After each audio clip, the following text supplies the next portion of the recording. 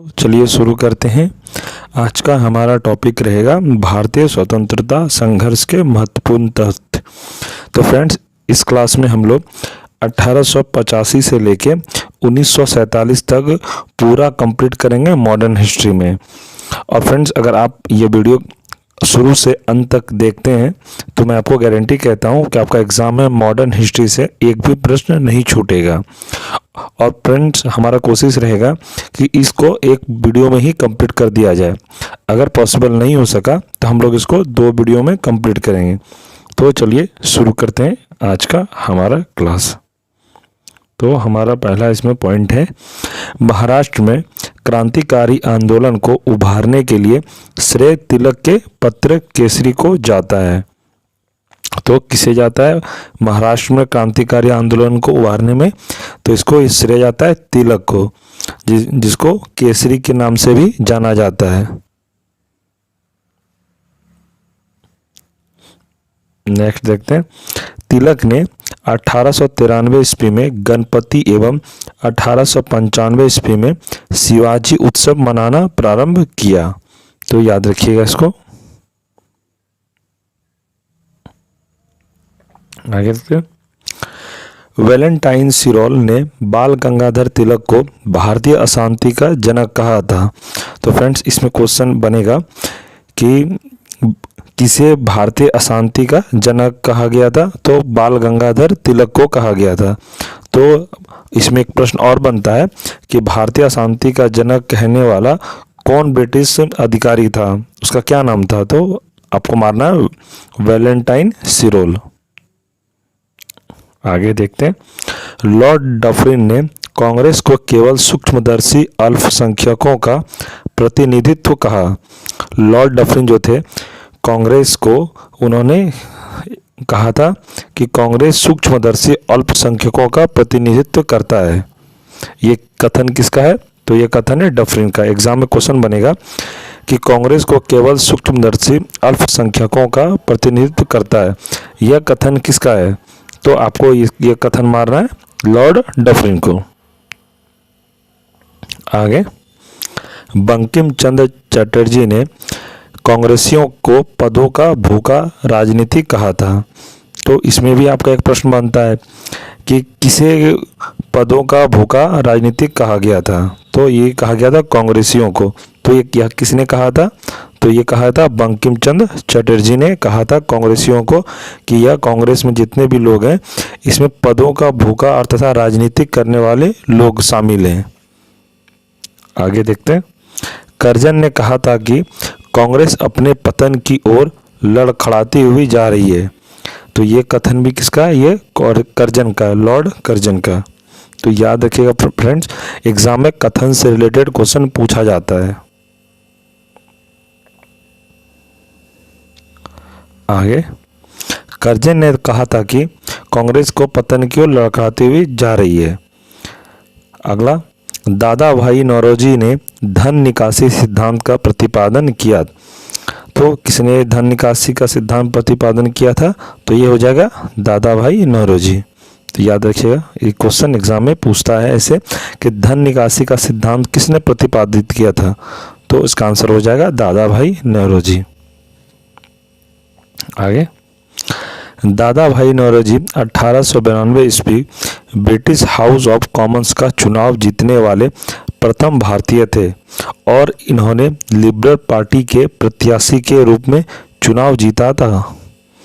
तो इसमें एक प्रश्न बनता है कि Dadabhai Naoroji British House of Commons का चुनाव जीतने वाले कौन से व्यक्ति थे? तो ये प्रथम व्यक्ति थे और ये भारतीय थे। सबसे बड़ा बात है कि ये भारतीय थे। और इन्होंने किस पार्टी से चुनाव जीता था? तो इन्होंने लिबरल पार्टी के प्रत्याशी के रूप में चुनाव जीता था।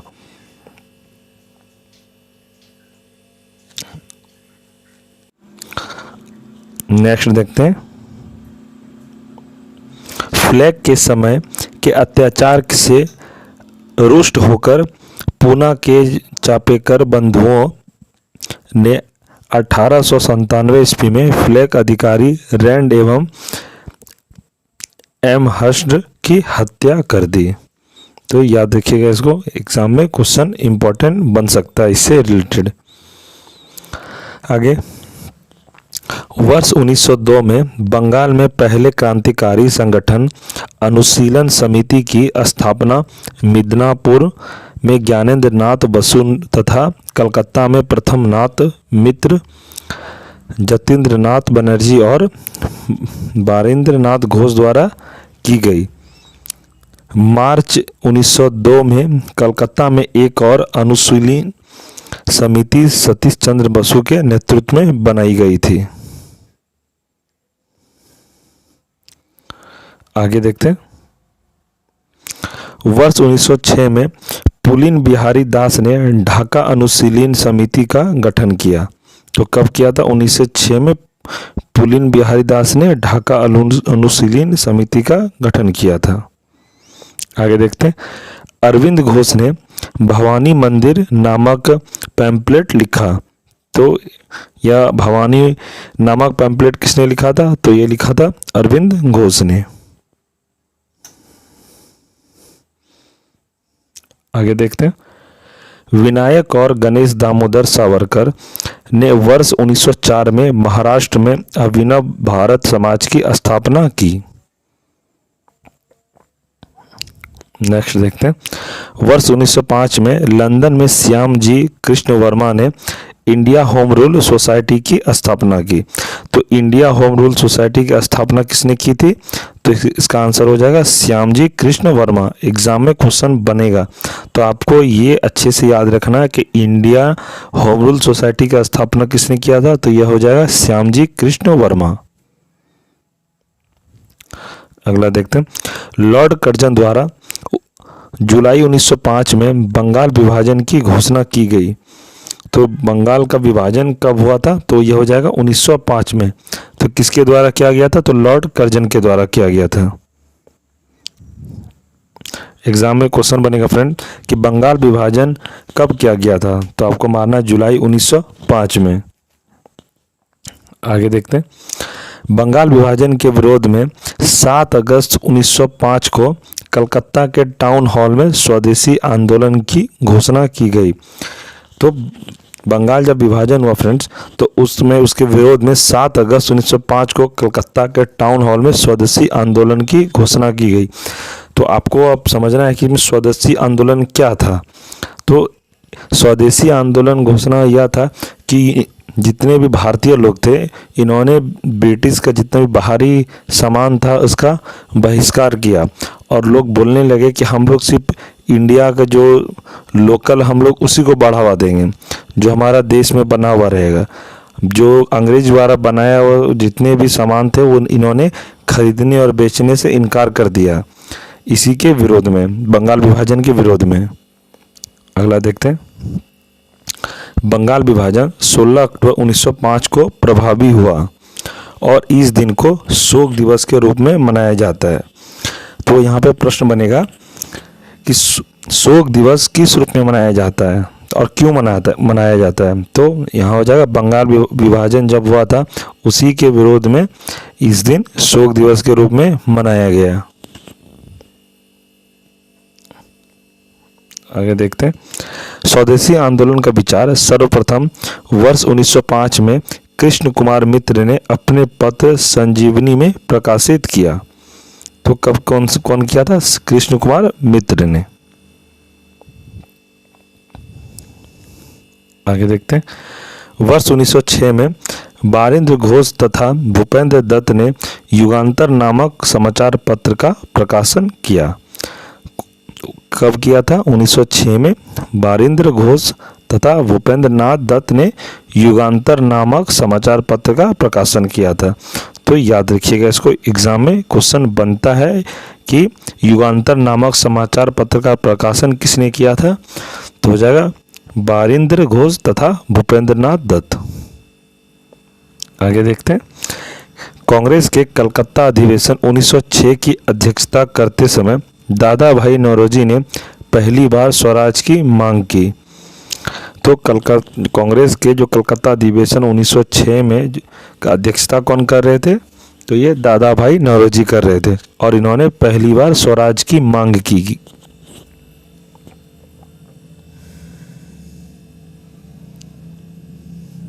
आगे देखते हैं। कांग्रेस के सूरत अधिवेशन 1907 में स्वदेशी आंदोलन को चलाने के तरीके को लेकर कांग्रेस उदारवादी नरम दल और उग्रवादी गरम दल नामक दो दलों में विभाजित हो गई। कांग्रेस के जो सूरत अधिवेशन था फ्रेंड्स, उस समय कांग्रेस में दो दल उस समय काम कर रहे थे, जिसमें एक दल का कहना था कि हम अहिंसा पे चलकर ही लड़ाई लड़ेंगे, और जबकि दूसरे दल का कहना था कि अंग्रेज को जिस भाषा में समझ में आएगा हम लोग उस भाषा में उनको जवाब देने का काम करेंगे, जिसमें दोनों में फूट पड़ गया। और सूरत अधिवेशन के समय 1907 में ये दोनों में विभाजित हो गया। तो आपको एग्जाम में पूछेगा कि कांग्रेस विभाजित कब हुआ था या विभाजन कब हुआ था, तो 1907 में सूरत अधिवेशन जब हो रहा था उस समय कांग्रेस में बंटवारा हो गया, मतलब दो विभाजित भागों में बंट गया। अगला देखते हैं। आंध्र प्रदेश में स्वदेशी आंदोलन को वंदे मातरम आंदोलन के नाम से चलाया गया।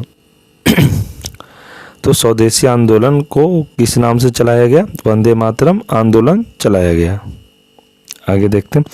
रविंद्रनाथ टैगोर ने स्वदेशी आंदोलन के समय एक प्रसिद्ध गीत अमार सोनार बंगला लिखा, जो वर्ष 1971 में बांग्लादेश का राष्ट्रीय गीत बना। रविंद्रनाथ टैगोर ने स्वदेशी आंदोलन के समय कौन सा गीत लिखा था? अमार सोनार बंगला। ये किसका लिखा हुआ? रविंद्रनाथ टैगोर का, जो 1971 में बांग्लादेश का राष्ट्रीय गीत बन गया। आगे देखते हैं। अनुशीलन समिति के एक क्रांतिकारी हेमचंद्र को रूसी क्रांतिकारियों से बम बनाने की शिक्षा लेने रूस भेजा गया था। ढाका के नवाब सलीम उल्लाह खान द्वारा 30 दिसंबर 1906 को ढाका में एक सम्मेलन आयोजित किया गया, जिसकी अध्यक्षता बकार उल मुल्क ने की थी। तो ढाका के नवाब सलीम उल्लाह खान द्वारा 30 दिसंबर 1906 को ढाका में एक सम्मेलन आयोजित किया था, जिसकी अध्यक्षता वकार उल मुल्क ने की थी।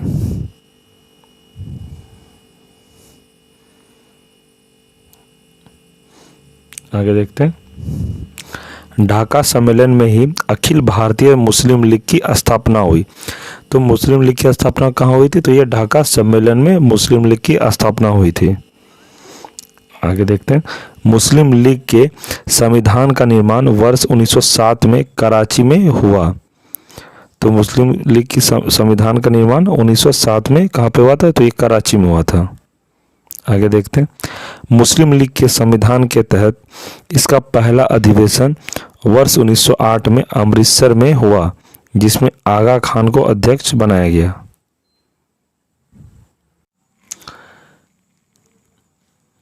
अगला देखते हैं।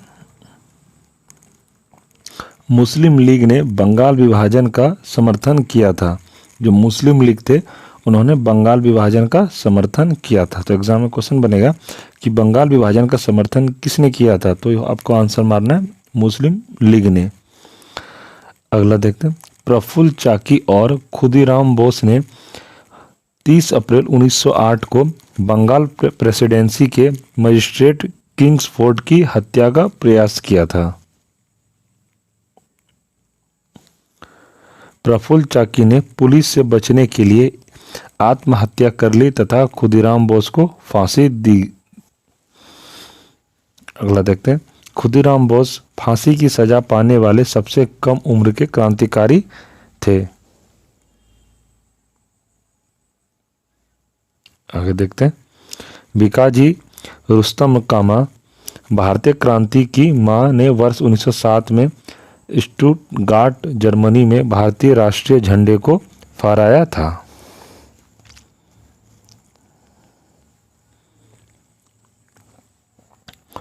अगला देखते हैं। 1 जुलाई 1909 को मदन लाल ढींगरा ने विलियम कर्जन वाइली की गोली मारकर हत्या कर दी।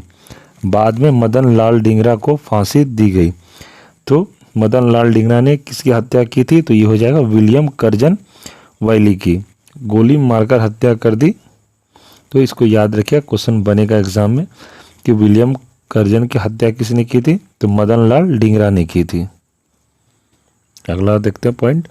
अजीत सिंह ने लाहौर में अंजुमन ए मोहिबान ए वतन नामक संस्था की स्थापना की। वायसराय लॉर्ड हार्डिंग ने वर्ष 1911 में दिल्ली में एक भव्य दरबार का आयोजन इंग्लैंड के सम्राट जॉर्ज पंचम एवं महारानी मैरी के स्वागत में किया था। अगला देखते हैं। इस दरबार में बंगाल विभाजन को रद्द कर दिया गया। जो फ्रेंड्स 1905 में जो बंगाल विभाजन हुआ था, जब ये जॉर्ज पंचम जो आए थे भारत में, इन्होंने बंगाल का विभाजन को रद्द कर दिया और उसके बाद कलकत्ता को नई दिल्ली की राजधानी बनाई गई। भारत की राजधानी पहले कलकत्ता हुआ करते था। उसके बाद जब जॉर्ज पंचम आए इंग्लैंड के सम्राट, तो उन्होंने बंगाल विभाजन को रद्द कर दिया। उसके बाद कलकत्ता से हस्तांतरित करके इसको नई दिल्ली राजधानी बनाया गया है। आगे पॉइंट देखते हैं। राजधानी को कलकत्ता से नई दिल्ली हस्तांतरित करने की घोषणा हुई। मैंने भी तुरंत आपको बताया कि बंगाल विभाजन के साथ साथ कलकत्ता को राजधानी से हटाकर इसको नई दिल्ली बनाया गया, भारत की राजधानी को। वर्ष 1912 में वायसराय लॉर्ड हार्डिंग के समय में नई दिल्ली भारत की राजधानी बनी। तो आपको एग्जाम क्वेश्चन पूछेगा कि किसके कार्यकाल में कलकत्ता से न्यू दिल्ली भारत की राजधानी बनी? तो लॉर्ड हार्डिंग के समय में 1912 ईस्वी में। 23 दिसंबर 1912 को दिल्ली में वायसराय लॉर्ड हार्डिंग पर रासबिहारी बोस ने हमला करवाया था। तो एग्जाम में पूछेगा क्वेश्चन कि 23 दिसंबर 1912 को दिल्ली में वायसराय लॉर्ड हार्डिंग पर किसने हमला करवाया था? तो आपको मारना है रासबिहारी बोस, सही आंसर हो जाएगा। अगला प्रश्न। लॉर्ड हार्डिंग पर बम बसंत विश्वास रासबिहारी के नौकर जो एक महिला के भेष में था, उन्होंने ही फेंका था। अगला पॉइंट। लॉर्ड हार्डिंग पर हमला से संबंधित यह मुकदमा दिल्ली षड्यंत्र केस के नाम से जाना जाता है।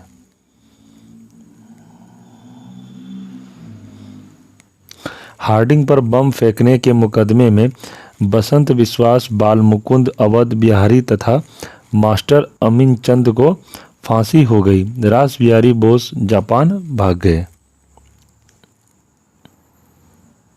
अगला देखते हैं। 1 नवंबर 1913 को सोहन सिंह भाकना ने Association of Hindustan Works of Pacific Coast की स्थापना की, जिसने विभिन्न भाषाओं में गदर पत्रिका निकाला, जिसके नाम पर इस संस्था का नाम गदर पार्टी पड़ गया। लाला हरदयाल इस संस्था के मनीषी पद प्रदर्शक थे। अगला। वर्ष 1915 में अंग्रेज सरकार ने महात्मा गांधी को केसर ए हिंद की उपाधि दी। तो केसर ए हिंद की उपाधि किसको मिली है? तो ये हो जाएगा महात्मा गांधी को। कब मिला था? तो 1915 में अंग्रेजी सरकार के द्वारा। अगला देखते हैं। कामगाट मारू एक जापानी जहाज था, जिसे पंजाब के गुरदीप सिंह ने मार्च 1914 में किराए पर लेकर उस पर 376 यात्रियों को बैठाकर कनाडा के बंदरगाह वैंकूवर की ओर प्रस्थान किया था। तो एग्जाम में क्वेश्चन पूछेगा फ्रेंड कि कामागाट मारो ये क्या है? तो ये एक जापानी जहाज था। आगे देखते हैं। तट पर पहुंचने के बाद कनाडाई पुलिस ने भारतीय यात्रियों की घेराबंदी कर उन्हें देश में प्रवेश करने से रोक दिया। जो 376 लोग जब कनाडा जा रहे थे, तो उन्हीं के तट पर पहुंचने के बाद जो कनाडा का जो पुलिस था, भारतीयों को यात्रियों को घेराबंदी कर उन्हें देश में घुसने से मना कर दिया। आगे क्या होता है देखते हैं। यात्रियों के अधिकार की लड़ाई लड़ने हेतु हुसैन रहीम, बलवंत सिंह तथा सोहन लाल पाठक की अगुवाई में शोर कमेटी तटीय समिति का गठन हुआ। कनाडा सरकार ने इनकार करने के बाद भारत की ब्रिटिश सरकार ने जहाज को सीधे कलकत्ता लाने का आदेश दिया। जब कनाडा सरकार ने भारतीयों को प्रवेश करने जब मना किया तो भारत की जो ब्रिटिश सरकार जो थी उस समय, उन्होंने जहाज को सीधे कलकत्ता वापस लाने का आदेश दे दिया। आगे देखते हैं। जहाज के बज पहुंचने पर कुछ यात्रियों पर और पुलिस में संघर्ष हुआ, जिसमें 18 यात्री मारे गए तथा शेष को जेल में डाल दिया गया। अगला देखते हैं। राजा महेंद्र प्रताप ने अपने सहयोगियों बरकतुल्लाह के साथ वर्ष 1915 में काबुल में भारत की प्रथम अस्थायी सरकार का गठन किया था। कांग्रेस के लखनऊ अधिवेशन 1916 में कांग्रेस के दोनों दलों, गरम दल और नरम दल में एकता हो गई। तो फ्रेंड्स 1907 में जब सूरत अधिवेशन हुआ था तो कांग्रेस में फूट पड़ गया था, क्योंकि दोनों नरम दल और गरम दल अलग हो गए थे। और उसके बाद जब 16 का लखनऊ अधिवेशन जब हुआ तो इसमें गरम दल और नरम दल दोनों में एकता, मतलब दोनों मिल गए। तो एग्जाम में क्वेश्चन पूछा जाएगा कि नरम दल और गरम दल किस सम्मेलन में दोनों में एकता हुई थी, तो कौन सा अधिवेशन था वो, तो ये लखनऊ अधिवेशन 1916 में। बाल गंगाधर तिलक ने अप्रैल 1916 में इंडियन होम रूल लीग की स्थापना की। तो इंडियन होम रूल लीग की स्थापना किसने की थी, तो ये बाल गंगाधर तिलक ने की थी। कब की थी, अप्रैल 1916 में। अगला, एनी बेसेंट ने सितंबर 1916 में मद्रास में होम रूल लीग की स्थापना की। तो एनी बेसेंट जो थे 1916 सितंबर में मद्रास में होम रूल लीग की स्थापना की थी। अगला, गांधी जी ने वर्ष 1917 में अहमदाबाद में साबरमती आश्रम की स्थापना की। तो अहमदाबाद साबरमती की स्थापना किसने की थी, तो ये महात्मा गांधी ने की थी। अगला, बिहार के राजकुमार शुक्ल के आग्रह पर गांधी जी चंपारण गए थे। तो किसके आग्रह पर गांधी जी चंपारण गए थे, तो ये बिहार के राजकुमार शुक्ल के आग्रह पर। नेक्स्ट, गांधी जी द्वारा सत्याग्रह का सर्वप्रथम प्रयोग द अफ्रीका में वर्ष 1906 में, जबकि भारत में सर्वप्रथम वर्ष 1917 में चंपारण में किया गया था। अगला देखते हैं। महात्मा गांधी ने पहली बार भूख हड़ताल अहमदाबाद मिल मजदूरों के समर्थन में 1918 में किया था। तो महात्मा गांधी ने पहली बार भूख हड़ताल कब किया था, एग्जाम में क्वेश्चन बनेगा, तो आपको मारना है अहमदाबाद मिल मजदूरों के समर्थन में। आगे, गांधी जी ने वर्ष 1918 में गुजरात के खेड़ा जिले में कर नहीं आंदोलन चलाया। जो किसानों पर कर का जो बोझ डाला गया था ब्रिटिश के द्वारा, गांधी जी ने 1918 में गुजरात के खेड़े जिले में एक आंदोलन चलाया कि कर नहीं देंगे। अगला, रोलेट एक्ट 18 मार्च 1919 को पारित हुआ। तो एग्जाम प्रश्न बनेगा फ्रेंड्स कि रोलेट एक्ट कब पारित हुआ था, तो 18 मार्च 1919 में। रोलेट एक्ट क्या था, चलिए जानते हैं इसके बारे में। इसमें बिना अपील, बिना वकील और बिना दलील का कानून कहा गया। रोलेट एक्ट के विरुद्ध 6 अप्रैल 1919 को गांधी जी ने देशव्यापी हड़ताल का आयोजन किया। चलिए फ्रेंड्स, मैं आपको एक बार बता देता हूं कि रोलेट एक्ट क्या था। रोलेट एक्ट में ब्रिटिश द्वारा एक कानून बनाया गया, उसमें ये कहा गया अगर ब्रिटिश पुलिस को अगर शक है कि आप मुजरिम हैं तो ना आपसे उसमें पूछा जाएगा, ना उसको सबूत का ज़रूरत है, आपको वो अरेस्ट कर सकता है। और उसमें किसी भी वकील का कोई काम नहीं, और ना आपका दलील सुना जाएगा, ना आपका अपील सुना जाएगा। उसी को रोलेट एक्ट कहते हैं। इसको तानाशाही एक्ट के नाम से भी इसको जाना जाता है। इसे तानाशाही ब्रिटिश लोग कर रहे थे कि अगर हमको आप पे शक है तो मैं आपको अरेस्ट कर सकता हूं। इसी के विरोध में गांधी जी ने 6 अप्रैल 1919 को देशव्यापी हड़ताल का आयोजन किया था। 13 अप्रैल 1919 को अमृतसर के जलियांवाला बाग में डॉक्टर सतपाल और सैफुद्दीन किचलू की गिरफ्तारी का विरोध कर रही एक जनसभा पर जनरल डायर ने गोलियां चलवाई, जिसमें कांग्रेस के अनुसार 1000 और सरकारी रिपोर्ट के अनुसार 379 निर्दोष व्यक्ति मारे गए। तो फ्रेंड्स, जो 13 अप्रैल 1919 को अमृतसर के जलियांवाला बाग में जो गोली चलवाया गया था, तो ये गोली किसने चलवाया गया? तो ये हो जाएगा जनरल डायर ने चलवाया था। जलियांवाला बाग हत्याकांड, आपसे एग्जाम में क्वेश्चन बनेगा यहाँ से कि जलियांवाला बाग हत्याकांड कब हुआ था? तो 13 अप्रैल 1919 को। किसने गोली चलवाई थी? तो ये हो जाएगा जनरल डायर ने चलवाई थी। जलियांवाला बाग हत्याकांड, इस घटना को जलियांवाला बाग हत्याकांड का नाम दिया गया। जो एक घटना हुआ था तो इसको क्या नाम दिया गया? तो जलियांवाला बाग हत्याकांड। शंकरन नायर ने इस घटना के विरोध में वायसराय की कार्यकारिणी परिषद से इस्तीफा दे दिया।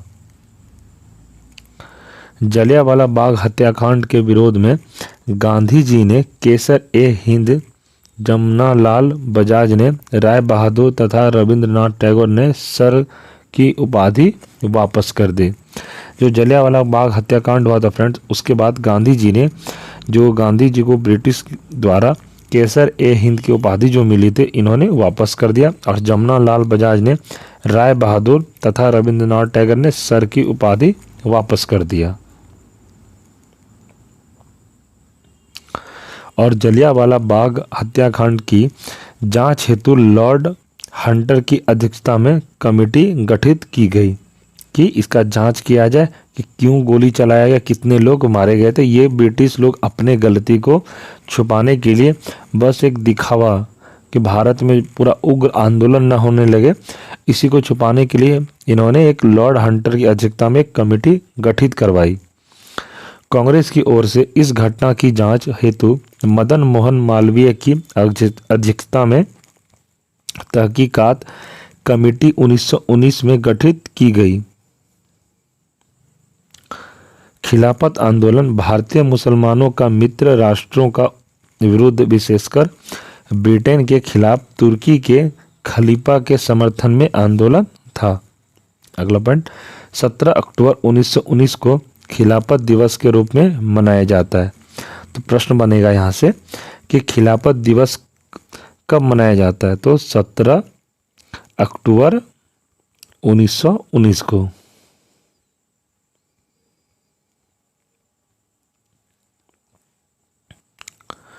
अगला point, Mohammad Ali Jinnah, Annie Besant तथा विपिन चंद्र पाल असहयोग आंदोलन से सहमत नहीं थे।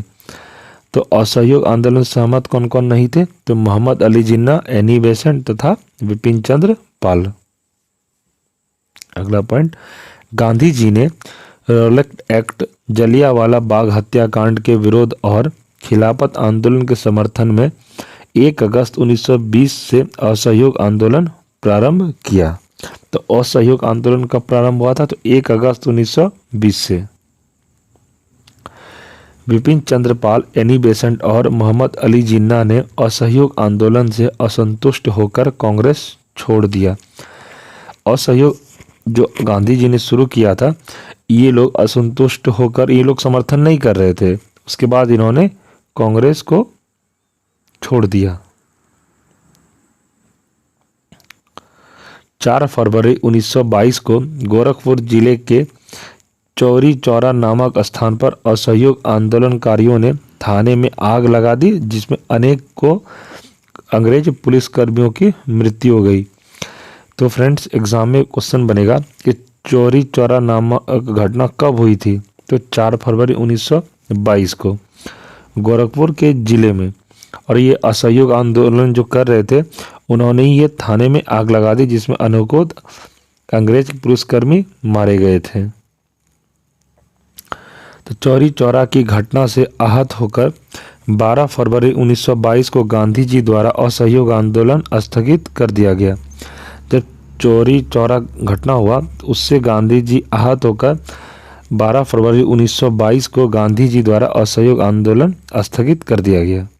गांधी जी का हमेशा कहना था कि हम हिंसा करके कोई भी आज़ादी हमें नहीं चाहिए, हम अहिंसा के मार्ग पर चलकर ही हमें आज़ादी चाहिए। इसलिए इन्होंने कभी भी हिंसा को समर्थन नहीं किया। गया में चित्तरंजन दास एवं मोतीलाल नेहरू ने जनवरी 1923 में कांग्रेस खिलाफत स्वराज पार्टी की स्थापना की। तो कांग्रेस खिलाफत स्वराज पार्टी की स्थापना किसने की थी? तो ये हो जाएगा चित्तरंजन दास और मोतीलाल नेहरू। कहाँ पर? तो ये हो जाएगा गया में। तो कब किया था? जनवरी 1923 में।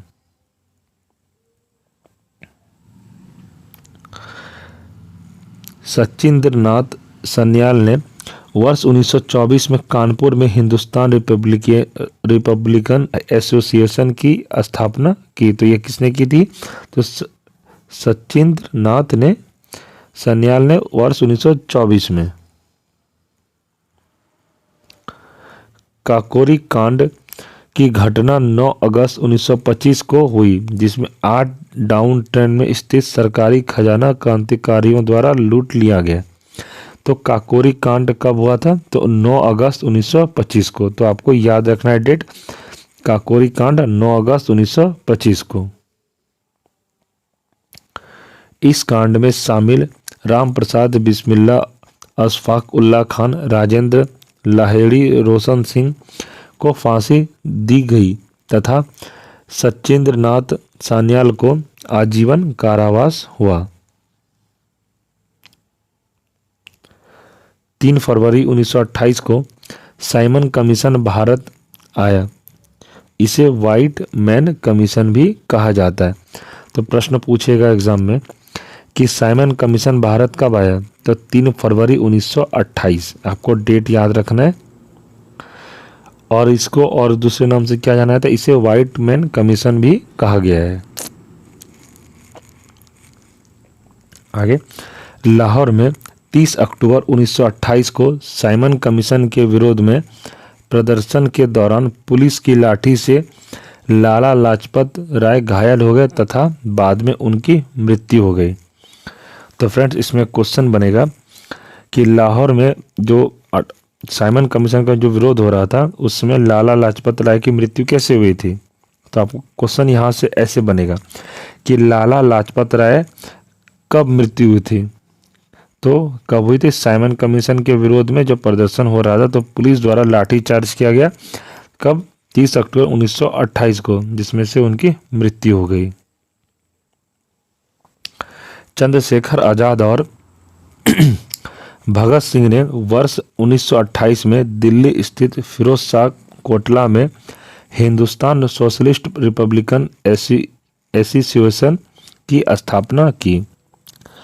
तो रिपब्लिकन एसोसिएशन की स्थापना किसने की? तो यह हो जाएगा चंद्रशेखर आजाद और भगत सिंह के द्वारा।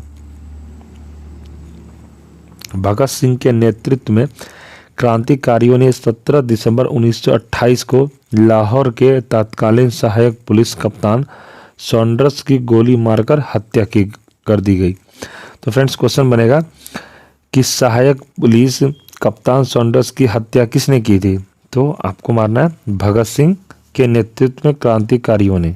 कब मारा था? तो 17 दिसंबर 1928 को।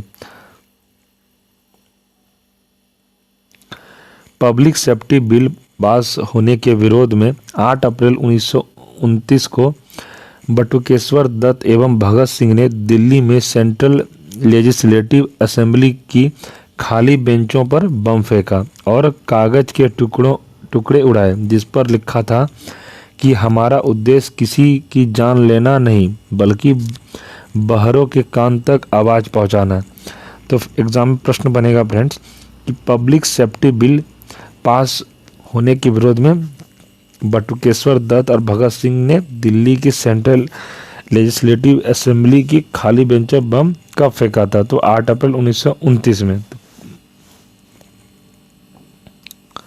कांग्रेस के लाहौर अधिवेशन 1929 में पूर्ण स्वराज को अपना लक्ष्य घोषित किया था।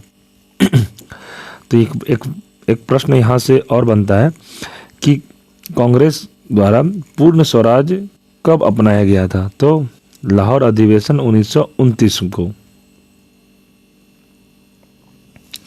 इस अधिवेशन की अध्यक्षता जवाहरलाल नेहरू ने की थी। पूर्ण स्वराज की अधिवेशन की अध्यक्षता, लाहौर में जो अधिवेशन चल रहा था उसकी अध्यक्षता किसने की थी? तो जवाहरलाल नेहरू ने की थी। अगला, जवाहरलाल नेहरू द्वारा 31 दिसंबर 1929 को रात 12 बजे रावी नदी के तट पर तिरंगा झंडा फहराया था। लाहौर अधिवेशन में 26 जनवरी 1930 को प्रथम स्वाधीनता दिवस के रूप में मनाने का निश्चय किया गया। तो लाहौर अधिवेशन जब हुआ था तो उसमें 26 जनवरी 1930 को प्रथम स्वाधीनता दिवस के रूप में भी मनाने का निश्चय किया गया। महात्मा गांधी ने 12 मार्च 1930 को अपने 80 समर्थकों के साथ साबरमती आश्रम से लगभग 390 किलोमीटर दूर दांडी के लिए यात्रा शुरू की तथा 24 दिनों के पश्चात 5 अप्रैल 1930 को दांडी पहुंचे तथा 6 अप्रैल 1930 को गांधी जी ने नमक कानून तोड़ा तथा सविनय अवज्ञा आंदोलन की शुरुआत की। उत्तर पश्चिमी सीमा प्रांत के मुसलमानों ने खान अब्दुल गफ्फार खान के नेतृत्व में सविनय अवज्ञा आंदोलन चलाया गया था। तो फ्रेंड्स, सीमांत गांधी के नाम से किसे जाना जाता है? तो खान अब्दुल गफ्फार खान को सीमांत गांधी के रूप में जाना जाता है। तो क्वेश्चन बनेगा एग्जाम में कि सीमांत गांधी के रूप में किसे जाना जाता है? तो खान अब्दुल गफ्फार खान को। तो याद रखिएगा इसको। इस आंदोलन में खान अब्दुल गफ्फार खान के नेतृत्व में गठित खुदाई खिदमतकार या लाल कुर्ती संगठन ने सक्रिय भूमिका निभाई।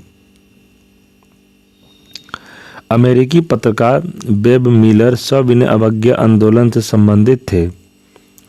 तमिलनाडु में सी राजगोपालाचारी ने तिरुचिरापल्ली से वेदारण्यम तक नमक यात्रा की। अगला 5 मार्च 1931 को गांधी इरविन समझौता हुआ। तो गांधी इरविन समझौता कब हुआ? तो इसका डेट याद रखना। तो 5 मार्च 1931 गांधी इरविन समझौता। इसके बाद गांधी जी ने सविनय अवज्ञा आंदोलन स्थगित कर दिया। गांधी इरविन समझौते को दिल्ली समझौता भी कहा जाता है। एग्जाम में प्रश्न बनेगा कि दिल्ली समझौता क्या था और इसका दूसरा नाम क्या है? तो यह हो जाएगा गांधी इरविन समझौता। प्रथम गोलमेज सम्मेलन 12 नवंबर 1930 से 19 जनवरी 1931 तक लंदन में आयोजित किया गया। तो गोलमेज सम्मेलन कब किया गया था? तो 12 नवंबर 1930 से 19 जनवरी 1931 तक। यह पहली ऐसी वार्ता थी जिसमें ब्रिटिश शासकों द्वारा भारतीयों को बराबर का दर्जा दिया गया। दूसरा गोलमेज सम्मेलन 7 सितंबर 1931 से 1 दिसंबर 1931 तक हुआ। महात्मा गांधी ने कांग्रेस प्रतिनिधि के रूप में इसमें भाग लिया। द्वितीय गोलमेज सम्मेलन में गांधी जी एस राजपूताना नामक जहाज से कांग्रेस के एकमात्र प्रतिनिधि के रूप में इंग्लैंड पहुंचे थे। तो दूसरा गोलमेज सम्मेलन में गांधी जी ने भाग लिया था। तो आपको अगर हम प्रश्न पूछा कि गांधी जी ने कौन सा सम्मेलन में भाग लिया था, तो यह हो जाएगा द्वितीय गोलमेज सम्मेलन में। दूसरा गोलमेज सम्मेलन सांप्रदायिक प्रतिनिधित्व के कारण असफल रहा। तो ये दूसरा जो गोलमेज सम्मेलन था तो सांप्रदायिक प्रतिनिधित्व के कारण यह असफल रहा। दूसरे गोलमेज सम्मेलन की असफलता के बाद गांधी जी ने 3 जनवरी 1932 को पुनः अवज्ञा आंदोलन प्रारंभ कर दिया। तृतीय गोलमेज सम्मेलन 17 नवंबर 1932 से 24 दिसंबर 1932 तक तृतीय गोलमेज सम्मेलन कब हुआ था? 17 नवंबर 1932 से 24 तक और दिसंबर 1932 तक ये चला था। तीनों गोलमेज सम्मेलन के समय इंग्लैंड के प्रधानमंत्री कौन थे? तो ये जाएगा जेम्स रैमजे मैकडोनाल्ड।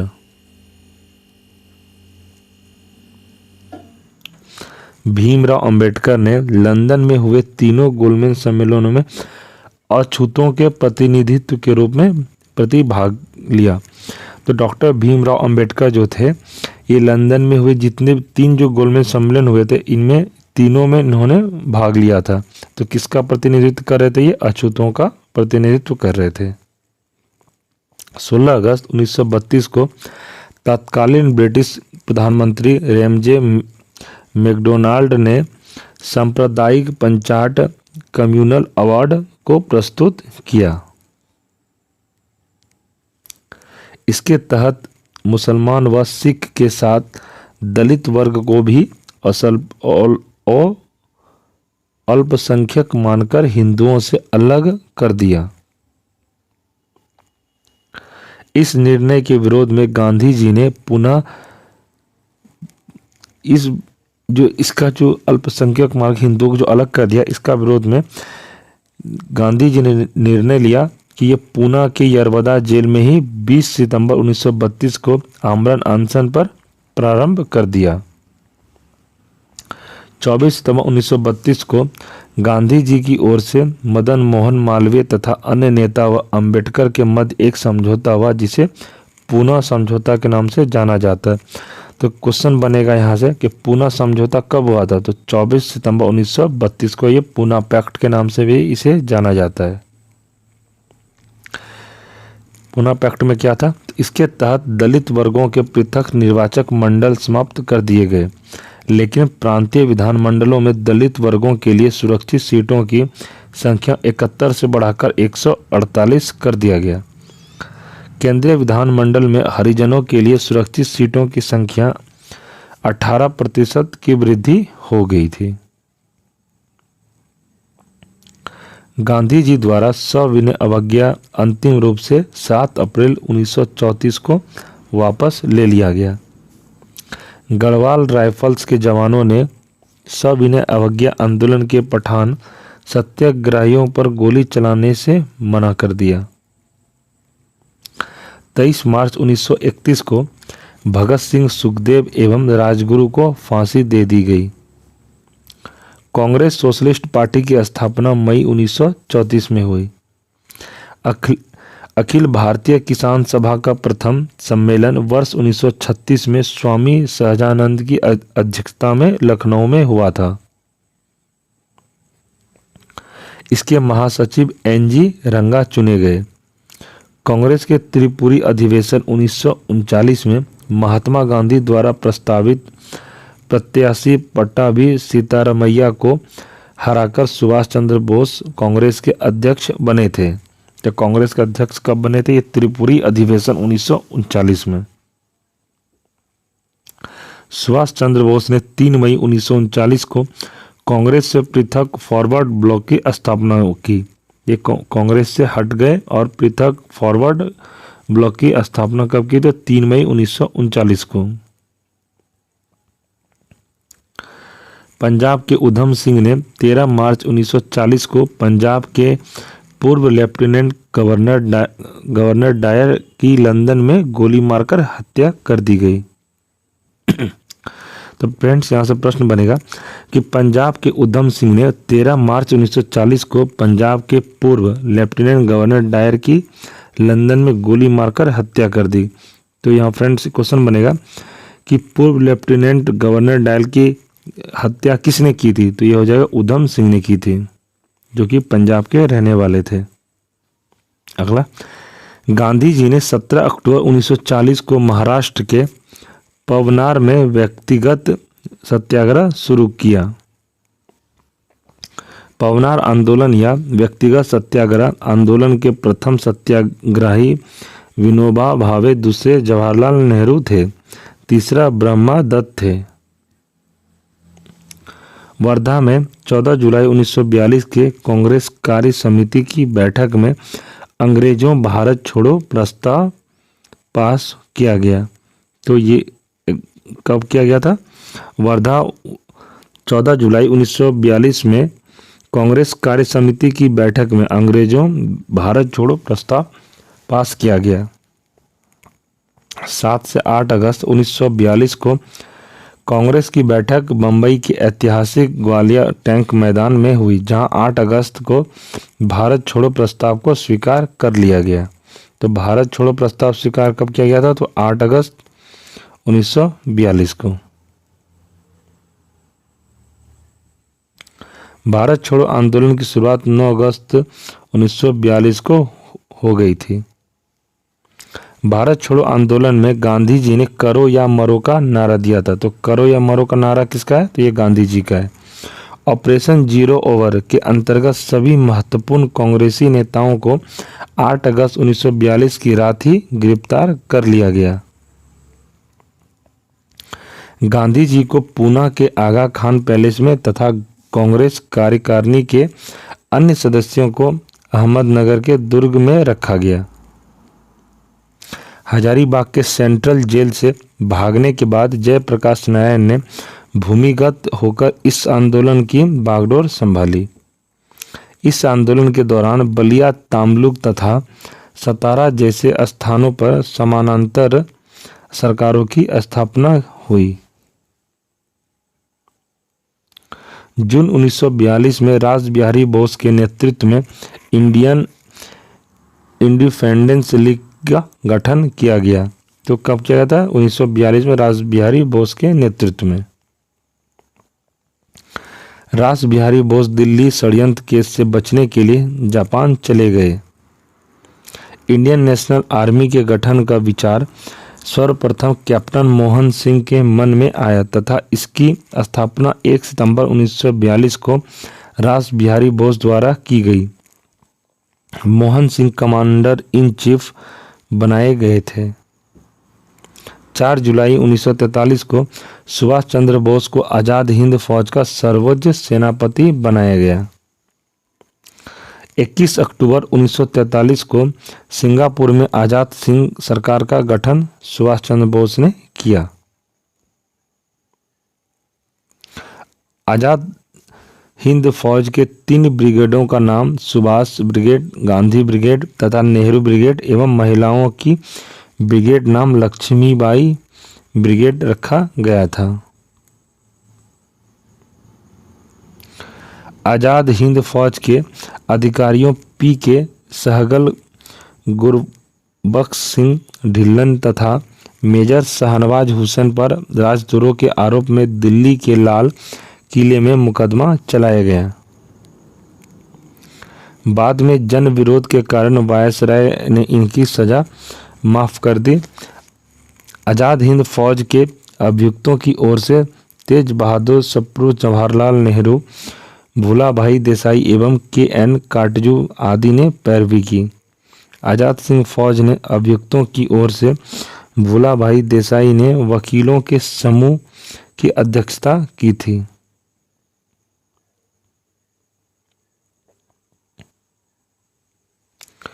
HMIS तलवार नामक जहाज पर मुंबई में 18 फरवरी 1946 को नौसेना ने विद्रोह कर दिया।